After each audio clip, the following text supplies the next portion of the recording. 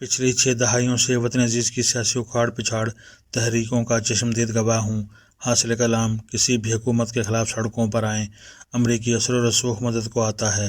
75 سال سے امریکہ نے پاکستان میں سیاسی عدم استحکام کو پسند فرمایا۔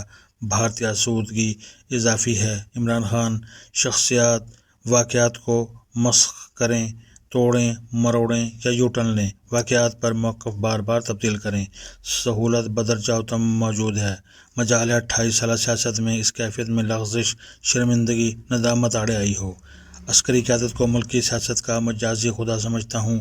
قہاریو، غفاریو، قدوسیو، جبروت، ماں بے پناہ طاقت، یہ سب عناصر ہوں تو بنتا ہے آرمی چیف۔ جنرل باجوہ نے اپنے 6 سالہ دور میں ان تمام عناصر کا بھرپور استعمال کیا۔ آخری دنوں میں جنرل عاصم منیر کی تعیناتی رکوانے کے لیے سب جتن کیے، اپنے ادارے تک کی پرواہ نہ کی۔ جنرل باجوہ کا کردار ملک کی تاریخ میں مکاری، فریب اور جھوٹ سے مزین ہے۔ جیسے کسی سیاسی حکومت کی خرابی کا مکمل ذمہ دار حکومتی سربراہ ہوتا ہے، اس سے کہیں زیادہ عسکری ادارے کے دلدل میں دھنسنے کا ذمہ دار بھی ادارے کا سربراہ ہوتا ہے۔ ادارے کی طرف سے موقف کہ جنرل باجوہ کی مدد سے جنرل فیاض عمران خان نیکسس گرفت میں آیا، سرغنہ معصوم ہے، عقل یہ ماننے سے قاصر ہے۔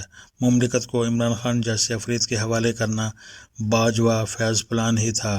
جنرل فیاض کو اس پروجیکٹ کا چیف ایگزیکٹو ہی سمجھا جائے گا، دو رائے نہیں۔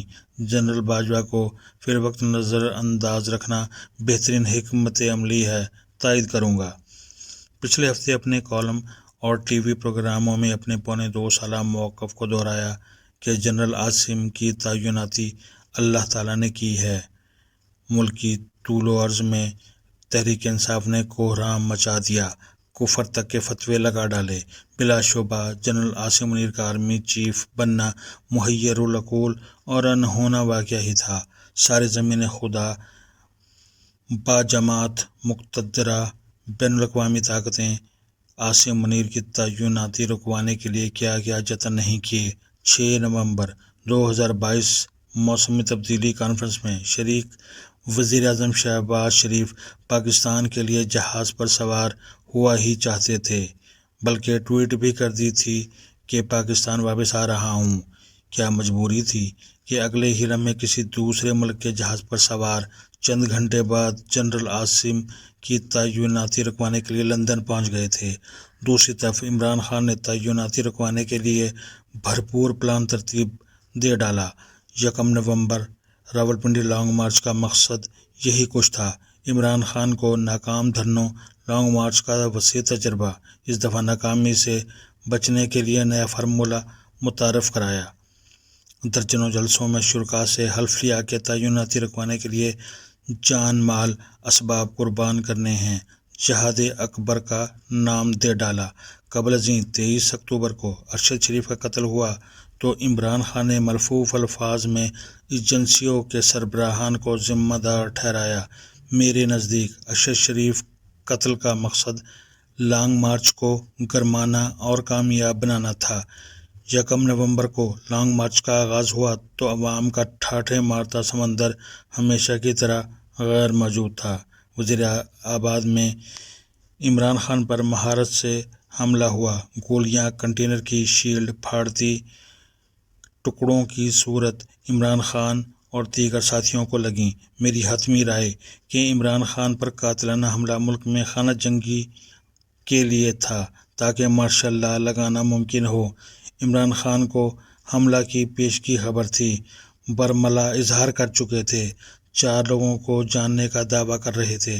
تیسرے دن جنرل باجوہ نے وزیر اعلیٰ پنجاب کے بیٹے راشد الہی کے فون پر عمران خان کی بیمار پرسی کی تو ادارے کے 3 نام بتائے جو مبینہ طور پر حملہ میں ملوث ہو سکتے تھے، جبکہ 4 ناموں کی ویڈیو بقول عمران خان لندن رکھوا دی تاکہ سند رہے۔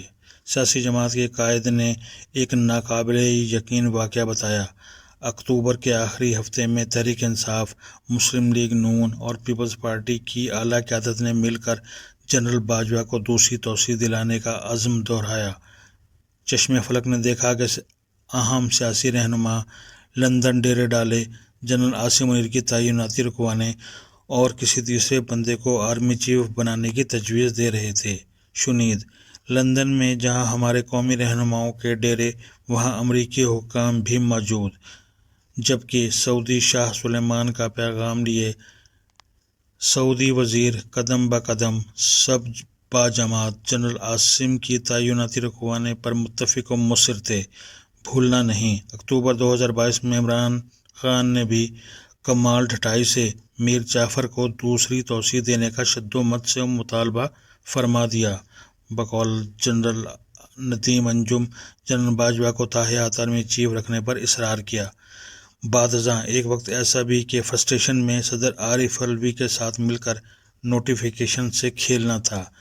پدہ سیمی کے پیچھے ایک کردار ایسا بھی جو سکرپٹ رائٹر اور ڈائریکٹر تھا، اپنا مستقبل داؤ پر لگا کر جنرل عاصم کا مستقبل ٹھکانے لگانے میں دن رات ایک کر رہا تھا۔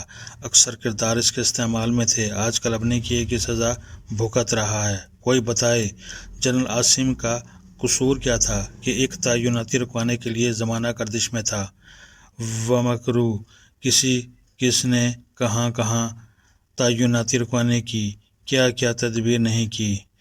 ایک اکیلا نواز شریف بمقابلہ اپنی پارٹی، وطنی مقتدرہ کا دباؤ، پیپلز پارٹی اور تحریک انصاف متفق بین الاقوامی اثر و رسوخ بھی کیوں کر کامیاب ہوا کہ ذات باری تعالیٰ نے یہ تعیناتی اپنے دست قدرت میں لے رکھی تھی۔ واللہ خیر الماکرین۔ عمران خان جنرل عاصم کی تعیناتی لندن پلان نہیں، اللہ پلان تھی۔ میرے لیے عمران خان کے باہمی طرز تکلم کا تعین کرنا ممکن نہیں۔ عمران خان سے مجھے صرف دو باتیں پوچھنی ہیں۔ کیا عمران خان اپنے چاہنے والوں کو بتانا پسند فرمائیں گے کہ قتل کی سازش کرنے والے 4 افراد کے نام کیا ہیں، یا بعد ازاں 35 پنکچر کی طرح کندھے اچک کر فرما دیں گے کہ وہ 4 افراد سیاسی اسٹنٹ تھا جو باجوہ اور فیاض نے فیڈ کیا تھا؟ عمران خان لندن پلان کی غرض و غایت، ماہیت و اصلیت، شامل کرداروں کی تفصیل بھی دیں گے یا ماننے چاہنے والوں کو محروم رکھیں گے؟ جنرل فیاض کی گرفتاری ملک کی سیاسی و عسکری تاریخ میں ایک ایسا بھونچال کہ آفٹر شاکس تھمنے کا نام نہیں لے رہے۔ گرفتاری فیصلہ کی گھڑی کو سر پر لے آئی ہے، ہر فریق آر یا پار کے دہانے پر ہے۔ فیض حمید اگر اپنا پروجیکٹ ڈسمینٹل کر کے مجھے میرا 2017 کا پرانا پاکستان واپس کر دیں تو اللہ کو گواہ بنا کر کہتا ہوں، اس کی جاں بخشی کے لیے تن من دھن سے حاضر رہوں گا۔ اگرچہ مجرم اللہ کے مجرم ہیں، لیکن ان کے اصل انجام کی خبر صرف اللہ ہی کو ہے۔